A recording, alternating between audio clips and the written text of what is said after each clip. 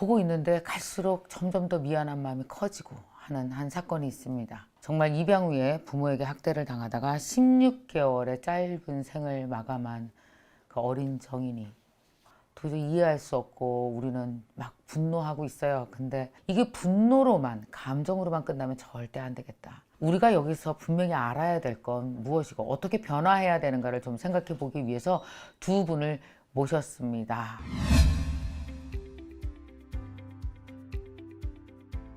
2019년 6월 10일에 3.6kg로 건강한 아이로 정인이가 태어났습니다. 생후 8일째 위탁가정에서 이제 키우게 됐는데요. 8일째부터 생후 8일째부터 키우게 됐습니다.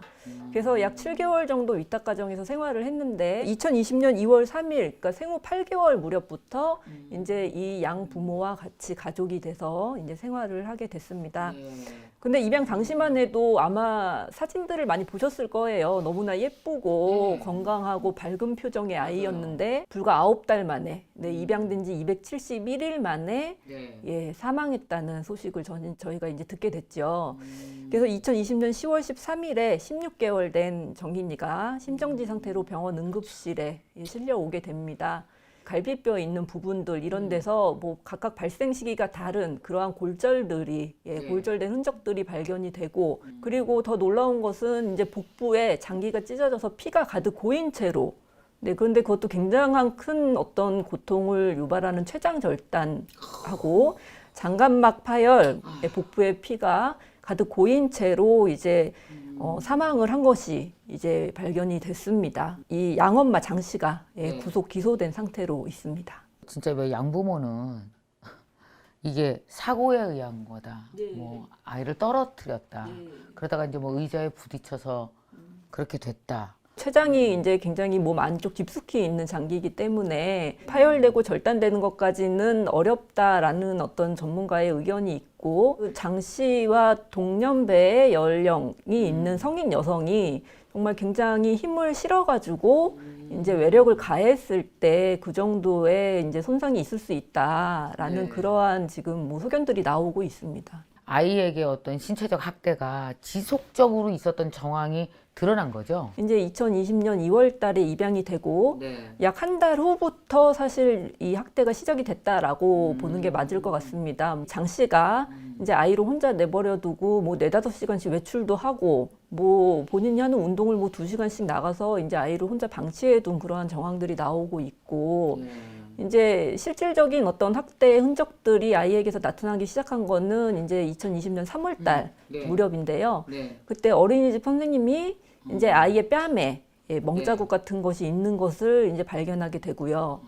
이제 4월 달 이후부터는 뺨뿐만 아니라 이제 귀 같은 부분에 지속적으로 상처가 있어가지고, 정말 상상하기도 싫지만 대충 이렇게 갖고 멍이 안 생기잖아요.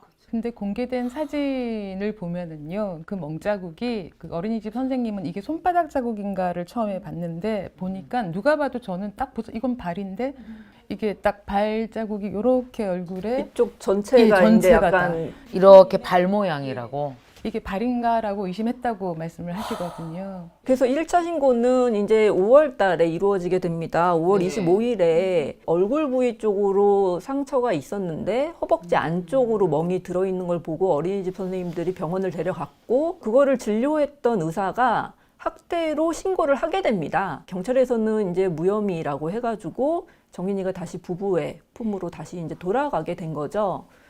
근데 이제 그때 이후로도 계속 이제 학대가 지속이 된 게 밝혀진 거는 이제 6월 달에 아이가 혼자 차량에 이제 방치되어 있는 것을 보고 어떤 사람이 신고를 해가지고 2차 신고가 이루어졌는데 이때도 역시 별다른 조치 없이 그냥 이제 넘어가게 됐습니다. 자꾸 이제 신고가 되니까 이 양모가 어린이집에 보내지 않고 한 2달 정도 데리고 있다가 2달 만에 어린이집에 애가 나타났는데 살이 한 1kg 이상이 빠져 있고 제대로 혼자 걷지도 못하는, 선생님들이 역시 병원에 데려갔고, 마지막 3차 신고가 아이가 죽기 20일 정도 전이거든요. 10월 13일 날 사망을 했으니까. 이렇게 의사가 강력하게 어필을 했을 때 어떤 적극적인 개입만 이루어졌어도 정인이는 지금 그렇게 혼자 외롭게 차디찬 묘지에 있지 않았을 것 같습니다.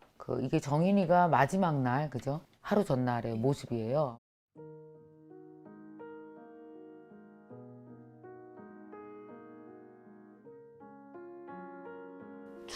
툭 늘어져 있는 게 너무 아픈 거야 지금. 본인이 아무것도 할 수 없는 상황인 거야. 이거 어린이집 선생님들이 얼마나 마음이 아팠을까요? 아이고, 저거 봐. 어린이집 선생님들은 정말 정성껏 아이를 돌보신 게 좀 많이 모습들이 보이고요. 그러니까 이게 내려놓을 수도 없는 거야. 애가 서 있지도 예. 못하니까. 계속 선생님들이 번갈아 가면서 아기를 아유, 안고 안 있거든요. 네. 그러니까 이 어린이집 선생님들은 그 전부터 학대 신고를 계속 해온 거잖아요. 예, 1차 신고는 어린이집 선생님들이 이제 하셨던 거죠. 근데 그 부모가 이제 엄청 컴플레인 했겠죠. 왜 네가 상관이냐, 뭐 아니다, 뭐. 그래서 이날 사망 전날 아이 상태를 보고 병원을 네. 가고 싶었지만 워낙 컴플레인을 많이 받았었기 때문에 아. 가지를 못하셨던 거예요.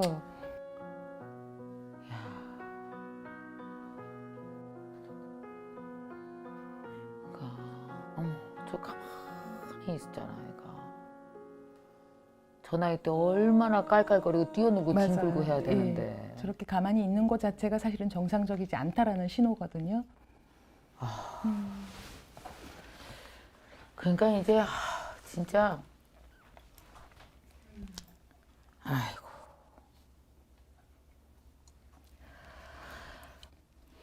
이제 몸도 몸이지만 정서적으로 완전히 애가 망가진 상태인 거죠, 그러니까 저게. 경찰에서 혐의 없음이라고 얘기할 때 경찰이 그 소견서를 써놓은 거 보면 양부하고 되게 친밀감이 있어 보이고 양부의 품에 잘 안겨 있는다라고 묘사를 합니다. 근데 이거에 대해서 정말 정확하게 아셔야 되는 게 자, 아기의 울음이라는 건 정상적으로 이제 뭔가 상황이 안 좋거나 불편해지면 울음으로 표현을 해요. 근데 이제 울었을 때 정상적인 육아 환경이라면 아이 울음에 우리가 부모가 반응을 하잖아요. 뭐 울지 말라고 달래거나 입양하고 한 달 후부터 방치가 나타나면서 이미 정서학대가 시작이 됐거든요. 자, 그럼 이 아이의 이 정서적 방임이라는 건 아이가 울었을 때 엄마가 정상 반응을 주지 않은 거예요. 그러니까 울었을 때 정상적으로 이 아이에 대한 애정 표현이 없었기 때문에 이미 울면은 아이를 더 혼내거나 더 무섭게 해서 울지 못하게 만들 겁니다. 정인이가 7개월 때까지의 그 위탁모하고 상호작용하는 모습을 보면요. 아이가 되게 상호작용을 잘하는 아이예요. 위탁모가 잼잼잼하면 그대로 따라하면서 빵긋빵긋 웃고 까르르 소리 내는 정상 반응이 정서와 인지가 균형 있게 자라던 모습이었어요.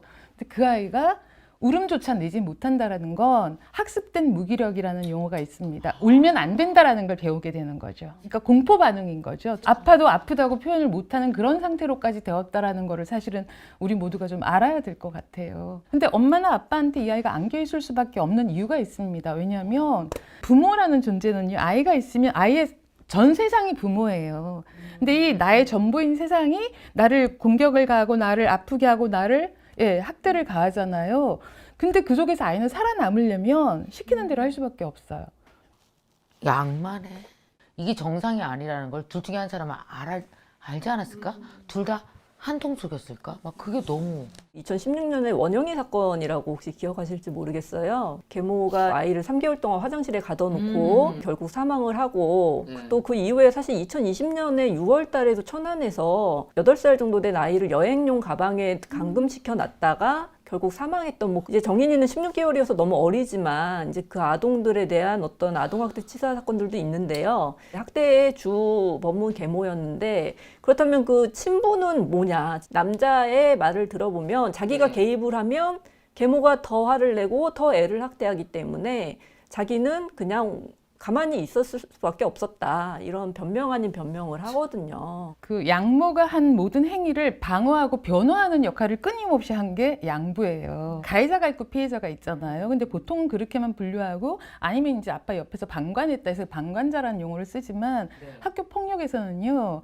동조자가 있어요. 그래서 이 아빠는 되게 치밀하게 자기가 직접 하지는 않았지만 엄청나게 이 행위를 동조한 행위를 엄청나게 했어요. 그리고 끊임없이 변명을 해줬어요. 또 모든 걸 아이 탓으로 돌려요. 이 아이가 워낙 예민했다. 이유식을 안 먹었다. 나 그 얘기 듣는데 말도 정말 안 화가 되는, 나더라고. 정말 화가 나는 이야기를 하고 있죠. 아니, 태어난 지 20개월도 안 된 애가 그럼 예민하지, 세상에 적응하는데. 예, 근데 알아서 사실은 척척하냐? 7개월 때까지 위탁모하고의 상호작용을 보면은 저희들이 아이들의 기질을 조금 파악을 할 수가 있거든요.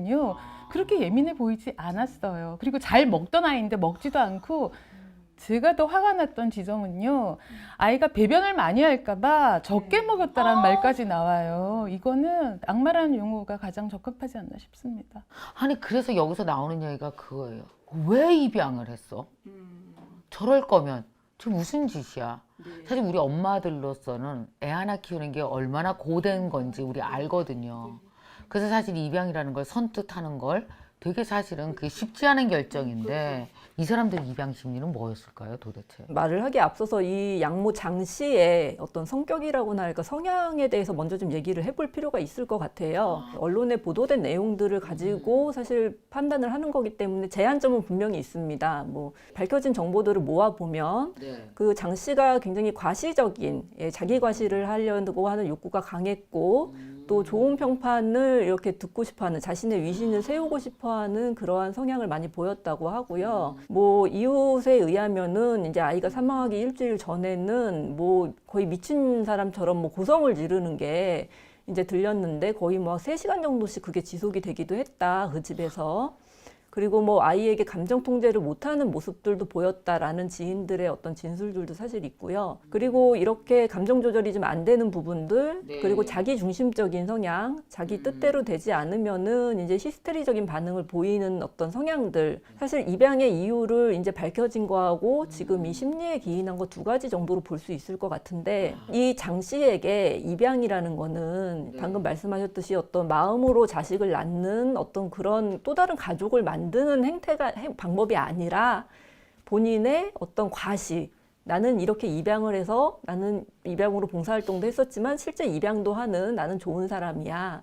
장 씨가 계속 이제 입양을 하고 나서도 남들이 물어보지도 않았는데 우리가 입양한 애예요 라는 얘기를 계속 하고 다녔다는 거예요. 그걸로 받게 되는 본인의 자기 과시와 평판이나 이런 것들, 본인이 이거를 의식했을지는 알 수 없지만 이 사람의 어떤 성향을 이제 토대로 봤을 때는 그러한 자신의 욕심을 충족하기 위한 수단으로서 이제 입양을 선택한 것이 아닌가라고 일단은 분석을 할 수 있을 것 같고요.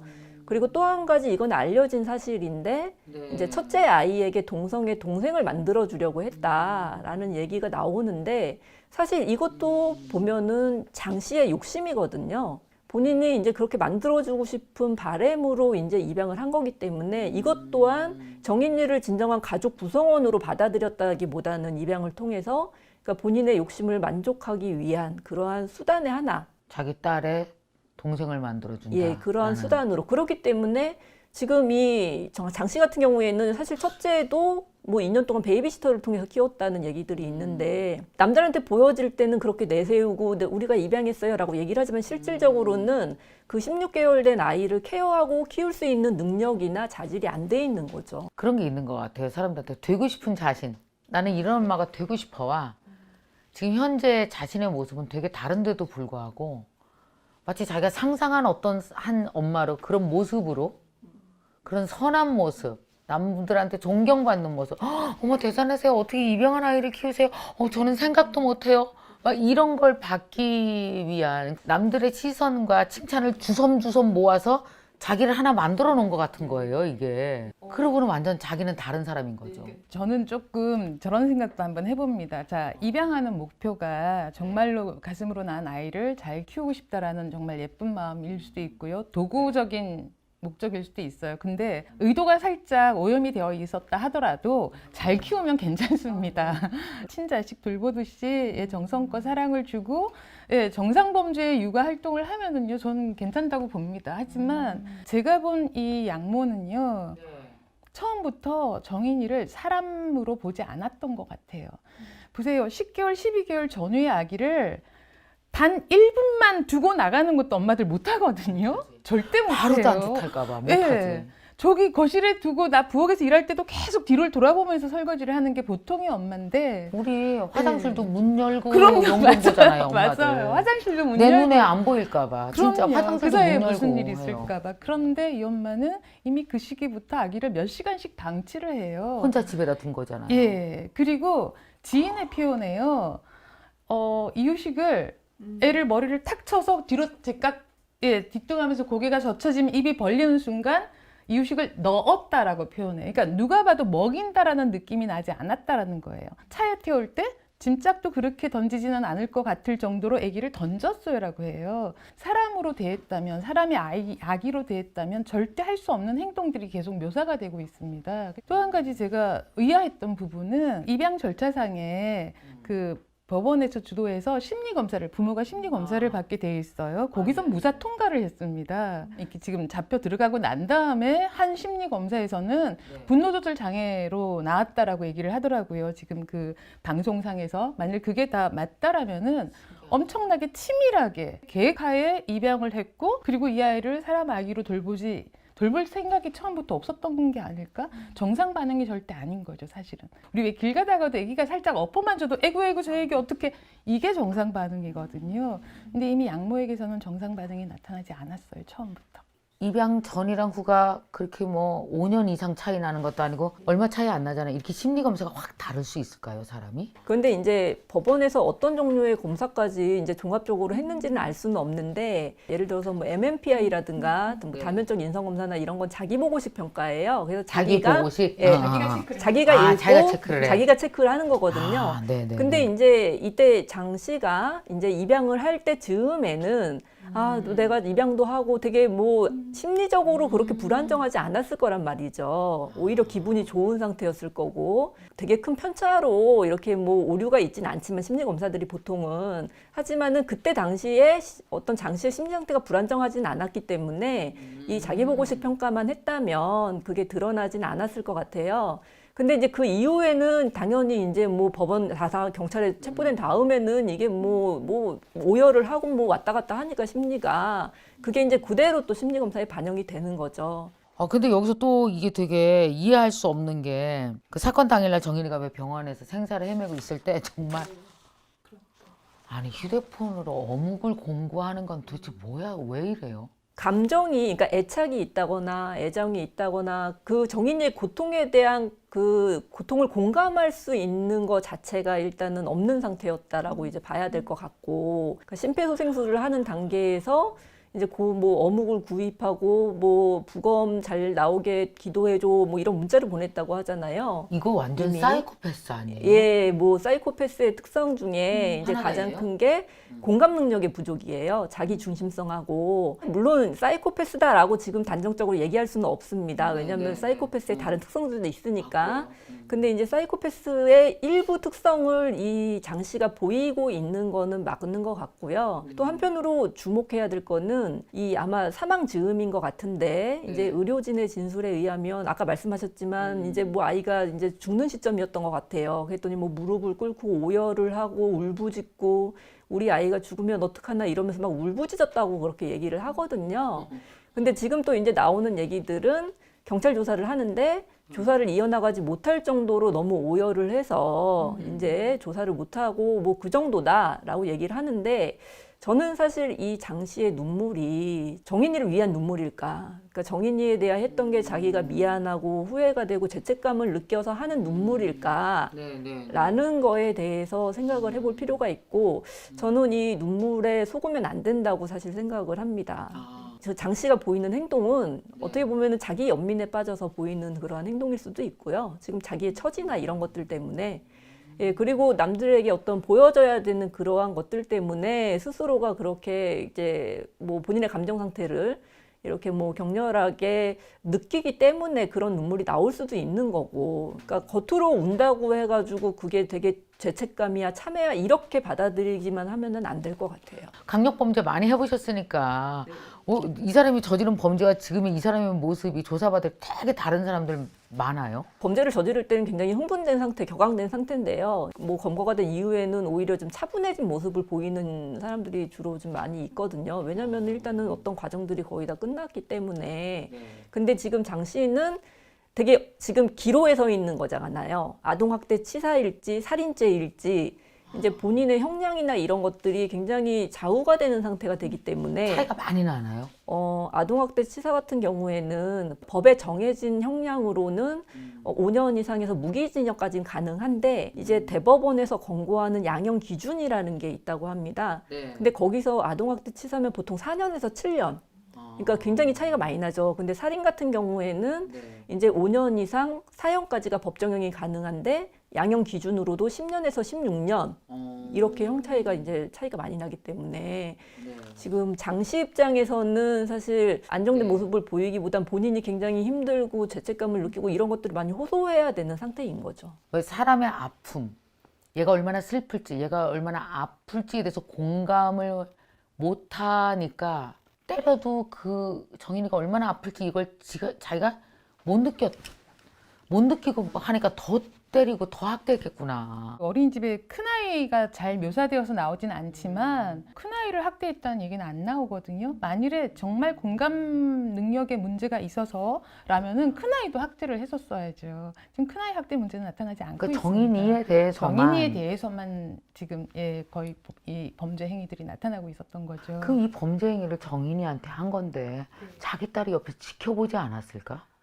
그 문제가 이제 저희 아동 심리 하시는 분들은 되게 이제 많이 연구해야 될 부분이에요. 폭력을 구경하는 것만으로도 아이들은 학대에 속할 거거든요. 정서 학대에. 큰아이는 분명히 1차적인 정서 학대를 받은 거 맞습니다. 자, 그런데 이제 여기서 우리가 조금 더 이 입양 가정이라는 특수성은 사실은 여기서 좀 우리가 지켜봐야 될 부분인데요. 입양 가정에는 친자가 있고 입양아가 있잖아요. 그럼 이제 친자가 이 입양아를 어떤 존재로 인식하는가의 문제부터가 좀 생겨요. 진짜 이 엄마가 입양을 하면서 동생을 만들어주고 싶어의 뜻이 맞았다면 처음부터 자매 관계가 구성이 돼야 되거든요. 근데 과연 진짜 자매 관계처럼 아이들이 살았을까요? 아니잖아요. 정인이 한 명만 방치되고 있어요. 2차 학대 피해 신고 받은 거는요. 큰아이를 학원에 데려다주고 거기서 큰아이를 돌보는 동안 30분 이상을 아이를 이 정인이 혼자만 차에 방치한 사건이거든요. 큰아이는 정상적으로 돌본 것 같아요.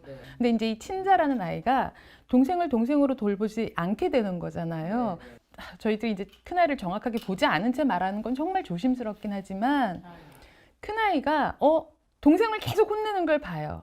그럼 큰아이는 누구 편에 서야지 내가 안 혼나겠다라고 생각을 할까요? 아주 상식선에서 아이 마음을 추측을 해보면 됩니다. 그럼 나는 당연히 엄마 편이 되어야 돼요. 그래야지 나는 혼나지가 않을 거죠. 자, 그럼 뭐예요? 혼나는 이 동생을 보면서 나도 저 아이를 더 왠지 미워하고 더 혼내야 되고 이러면 엄마한테 마치 내가 칭찬받을 것 같은 그런 심리가 일어나게 되어 있어요.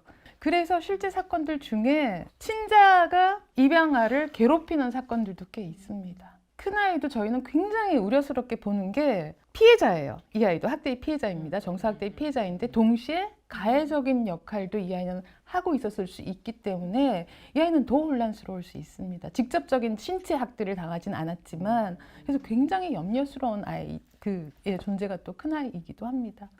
16개월짜리 아이 우리 보면은 정말 그때부터 옹알옹알 말도 잘하고 뛰어다니고 뭐 온갖 거 책 다 빼고 막 그럴 때잖아요. 이제 이제 좀 지나고 나서 얼마나 외로웠을까요? 신체적 학대도 그렇지만 정서적 학대 얼마나 힘들었을까요? 그걸 생각하면 진짜 그게 너무 마음이 아픈데 정말 우리가 이제 정인이한테 미안해라고 하는 이유 중에 하나가 구해줄 수 있는 찬스가 있었다는 거잖아요. 3번이나 주변에서 의심 신고를 했는데도 불구하고 왜 경찰은 그렇게밖에 못했죠?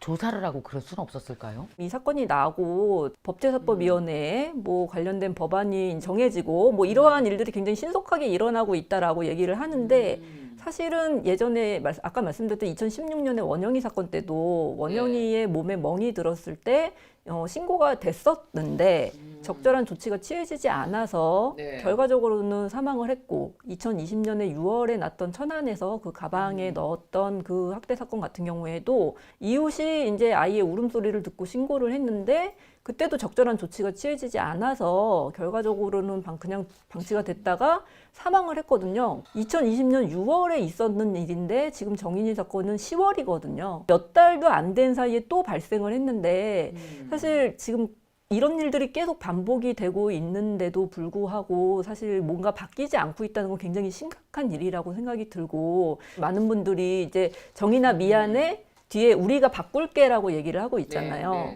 근데 정말 지금은 정말 바뀌어야 될 것 같아요. 맞아요. 아까 말씀하셨듯이 왜 경찰이 적극적으로 이제 개입을 하지 못했느냐에 대해서 지금 아동학대가 신고가 되면 아동보호 전문기관하고 경찰하고 같이 동행을 해가지고 현장을 나가게 되고 아동학대인지 여부를 판단을 하고 그래서 어떤 개입을 할 것인지 이제 그런 것들을 결정을 하게 되는데 오히려 권한이 분산돼 있기 때문에 예, 어느 한 기관에서 그거를 책임지고 오히려 적극적으로 개입을 하지 못하는 이러한 단점이 지금 오히려 양산되고 있는 것이 아니냐. 그 아동보호 전문기관에서는 사실 사법권이 없잖아요. 그러니까 어떤 강제력을 행사할 수 있는 게 없기 때문에 경찰에서는 아동보호 전문기관에서 학대로 판단을 하기를 기다리고 그냥 그래서 적극적으로 또 개입을 하지 않고 결과적으로는 이런 문제까지 일어난 것이 아닌가라고 해서 지금 연속적으로 발생하는 학대 사건, 학대 치사 사건, 뭐 살인 사건이 될 수도 있고 이 시점에 왔을 때는 정말로 이거는 국민들이 이제는 이제 정부에서 어떻게 하는지를 계속 지켜보면서 예, 진짜 바뀌어야 될 부분은 바꿔야 된다라는 생각이 들었어요. 외국은 어때요? 외국의 경우하고 비교를 해본다면 2017년도에 우리나라 그 법조인 부분이 괌에서 자동차의 아이를 방치해서 신고를 당합니다. 법조인 부부. 마트에 가는데 애들이 자고 있었던 거죠. 그래서 차에 두고 마트에 가서 본인 말로는 한 30분만 마트에 있었다라고 하지만 신고하신 분에 의하면은 신고 1시간과 부부가 나타난 시간이 약 45분이 경과했을 때이기 때문에 그조차도 이제 약간 오류가 있었다라고 하는데 이제 중요한 거는 그 분들이 법적 절차를 체포를 당하시고요. 왜 우리 범죄인들이 사진 찍는 거 있잖아요. 이제 그 사진까지 다 찍어서 이제 국내에 알려진 사건인데요. 저는 그분들 개인을 비난하기보다 굉장히 고학력 전문직을 가지신 분들조차 아동 학대에 대한 인식이 없었던 거예요. 자동차의 아이를 그렇게 혼자 두는 것 자체는 아동 학대에 속하는 건데 심지어 법조인이라는 직업을 가지신 분들조차 그 인식이 없었다라는 거가 되게 그래서 그래도 저는 좀 희망을 보는 건 그 사건이 되게 크게 보도가 되었고 지금 2차 신고는 다른 분이 신고 의무자도 아닌 다른 분이 아기가 30분 이상 방치된 걸 보고 신고를 하셨어요. 그러니까 그렇게 인식이 변하는 거예요. 이런 사건에 대해서 이제 우리가 후속 조치를 어떻게 할 것인가 얘기해서는요. 일단 인식의 변화를 위해서 정말 열심히 노력해야 된다라는 거. 또 한 가지 더 강조하고 싶은 건 시스템의 문제인데 말씀하셨듯이 아동보호 전문기관하고 경찰이 두 곳이잖아요. 그래서 이게 일원화시켜서 사법권을 줘서 좀 더 강력하게 대처를 할 수 있게 하는 시스템도 중요하고요. 또 한 가지는 인원이 너무 부족합니다. 인원이 없어요. 저는 아동보호 전문기관에서 변명처럼 하신 말씀인데 사실은 전화로만 확인했다. 예, 부모하고만 통화만 했다는데 아이는 확인이 안 되잖아요. 그러니까 가야 되는 거죠. 그렇죠. 가서 아이를 확인을 해야 되는데 우리는 누구나 그 얘기를 들으면 아니 가서 확인을 해야지 전화로 수십 통을 하면 무슨 소용이야를 너무 당연한데 사실 이 당연한 사실을 그분들이 모를 거라는 생각은 안 들어요. 근데 현실적으로 여기서 전화도 받아야 되고요. 가서 확인도 해야 되는데 아동보호 전문기관에서 담당하는 아동의 수가 그렇게 1인당 1명이 아닌 거잖아요. 절대적으로 인원이 부족합니다. 전담 인력이 굉장히 부족해서 시스템을 마련할 때 이런 모든 절차를 행정적으로만 생각하시면 안 됩니다. 아동의 문제는요. 영유아 문제는 아이의 마음의 문제예요. 그래서 이 마음을 돌볼 수 있는 아동 심리 전문가들이 그 인원 구성에 분명히 속해야 돼요. 그리고 제가 또 강조하고 싶은 것 중에 하나는 어린이집 선생님들이 정말 훌륭하셨다는 생각이 들어요. 왜냐하면 신고 의무자라 해도 신고해야지라고 마음 먹기까지 굉장히 힘이 들어요. 엄마로부터 당신이 뭘 안다고 뭐 또 이런 걸 받을 각오하고 신고한 거잖아요. 그리고 증거 자료로 사진을 다 찍어 두셨고 도저히 안 되겠다 싶을 때 이제 신고를 하셨어요. 그 신고 의무자분들이 어떤 지점을 고민하시냐면요. 자, 신고를 마음 먹고 하잖아요. 근데 그 후의 절차가 2차 트라우마가 되기도 합니다. 자, 우리가 정인이를 보호하기 위해서 다행히 만일에 가상을 해본다면은 분리를 시켰다라고 생각을 해봐요. 일단 분리되면은 이 학대받은 아이의 마음을 돌보고 몸도 돌봐야 되지만 이 두 가지를 동시에 다 해야 되는데 아직 지금의 시스템에서는 그 학대받은 아이들의 마음을 돌보는 시스템이 없어요. 친부모든 뭐 입양부모든 어쨌든 아이는 부모가 전부이기 때문에 나를 아무리 학대를 해도 또 엄마의 사랑을 받고 싶어하는 게 정상 반응. 그래서 이걸 양가 감정이라고 해요. 아이들한테 그렇죠. 그런 게 있지. 양가 감정이기 때문에 그래서 이 분리가 되어버리면 엄청난 애착 불안이 다시 생겨나요. 심리 불안이. 그럼 그거를 돌볼 수 있는 데까지 우리가 마음을 쓰고 신경을 쓰고 예, 그걸 시스템화 시켜놔야 된다는 게 정말 강조를 드리고 싶은 부분이에요. 그건 사회적으로 반드시 투자해야 될 비용인 거예요. 그럼요. 예산 미래를 위해서. 결국은 예산이거든요. 그러네요. 국가에서 예산을 책정을 해서 그런 시스템을 만드는 거에 정말 열심히 해주셔야 될 것 같습니다. 마지막으로 아동 그 학대가 꼭 이렇게 계부 계모에서뿐만이 아니고 친부모한테서도 일어나는 일이 계속 있는 거죠. 이거 조금 정확하게 아셔야 되는데요. 네. 지금 사실은 2019년도 제가 이제 아동학대 통계 자료가 매년 나옵니다. 계부 계모라고 말하는 경우는 보통 재혼 가정이잖아요. 재혼 가정과 입양 가정의 비율은 작년에 42명이 아동학대로 사망을 했어요. 42명의 아이가. 보통 친부모 가정이 있다면은 뭐 미혼모 가정도 있고 친부 가정, 친모 가정도 있고 이런 여러 가정이 있는데요. 재혼 가정과 입양 가정에서 발생된 아동학대 사망 사건은 서너 건밖에 안 돼요. 친부모에 의한 사건이 더 대부분인 거예요. 아, 충격적이다. 진짜요? 그거를 정확하게 아셔야 되고요. 그래서 이 사건이 계부, 계모, 입양 부모 이렇게 매도되면 절대 안 된다라는 말씀을 정말 드리고 싶습니다. 다른 프레임으로 보는 거죠. 뭐 계부 계모나 이렇게 뭐 입양 그러면 지가 안 나서 그럴 거야라고 하고 이건 학대가 아니고 내 자식이라 그렇죠. 내가 잘 키우려고. 잘 키우려고 하는 맞아요. 거야. 네. 이게 되게 복잡하더라고요. 정서적으로 이게.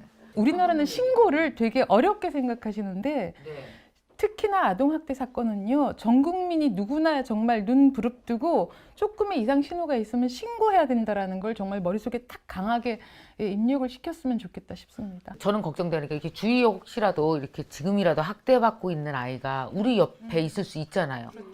그거 어떻게 하면 알아차릴 수 있을까요? 신호들은 되게 많이 나타납니다. 일단은 지금 정인이 같은 경우에는 신체적으로 이미 나타났기 때문에 쉽게 알아볼 수 있잖아요. 근데 아주 쉬운 사인으로는 이 아기들이 학대를 당하면요, 나는 이렇게 머리를 만지려고 손을 올렸을 뿐인데 움찔하는 아이들이 있어요. 폭력적인 상황이 계속 노출됐을 거라는 신호가 있고요.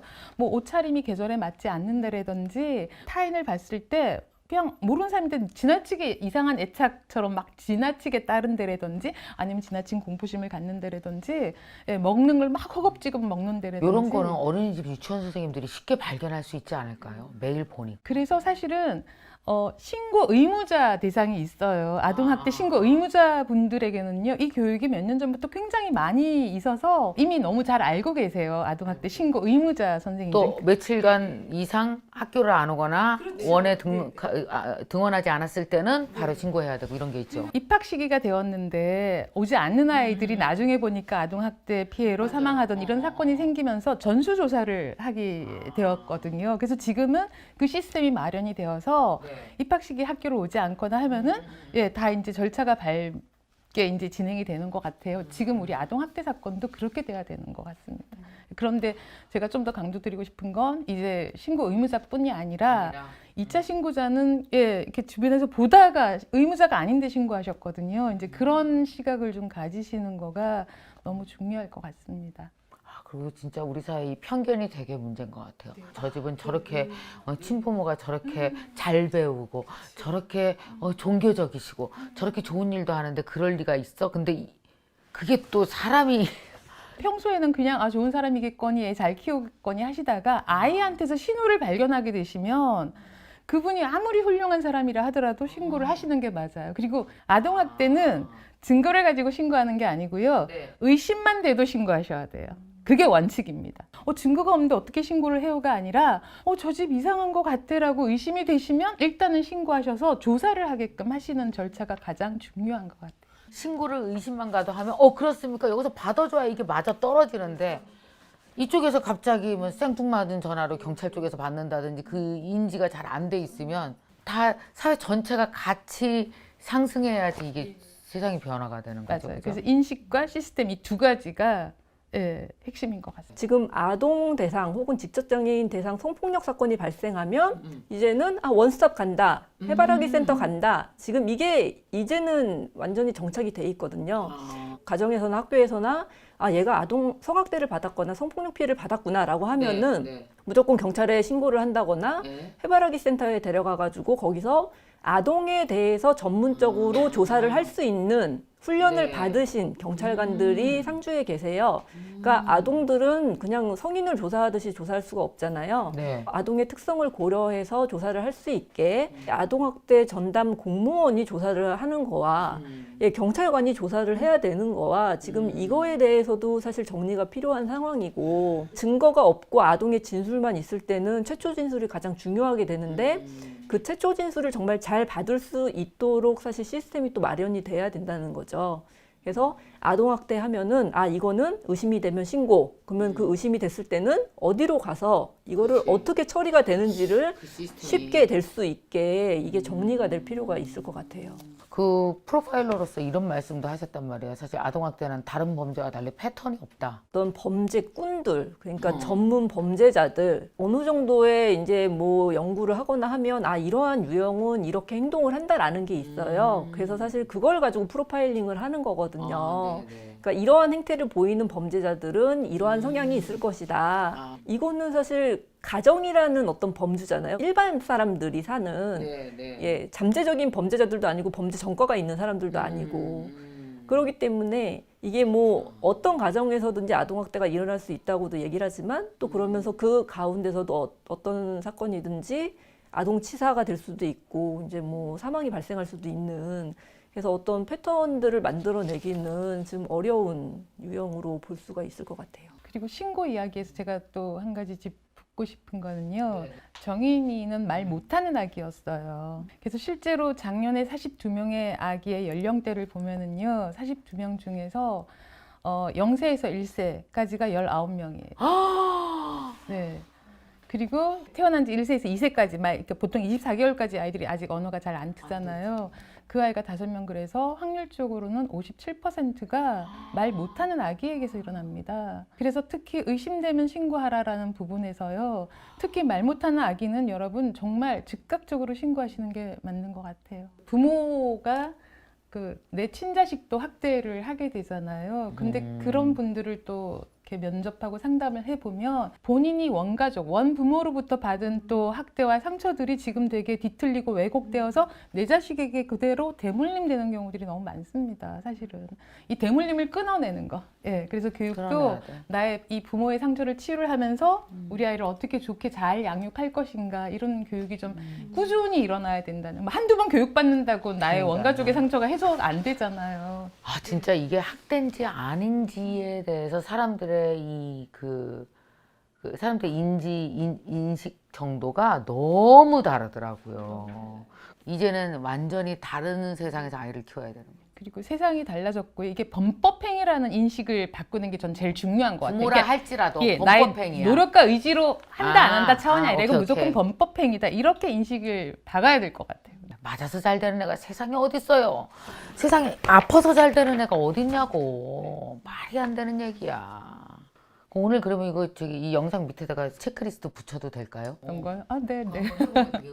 그러면 지금 현재 그 양모 장 씨는 어떤 처벌이 내려질까요? 이제 일단은 아동학대 치사랑 살인죄의 그 구분은 이제 어떤 가해자가 행위를 했을 때 그 피해자가 사망을 할 수도 있다라는 인식이 있었는지 고의성의 유무라고 볼 수가 있겠는데, 부검 전문가들은 이거는 강력한 외력에 의해서 복부에 손상이 있을 수 있는 거다라고 하는 건데, 가장 의심스러운 거는 사실 그 사망하기 사망 당일에 병원으로 가기 1시간 전에 아래층에서 이제 쿵쿵대는 소리를 들었다라고 했잖아요.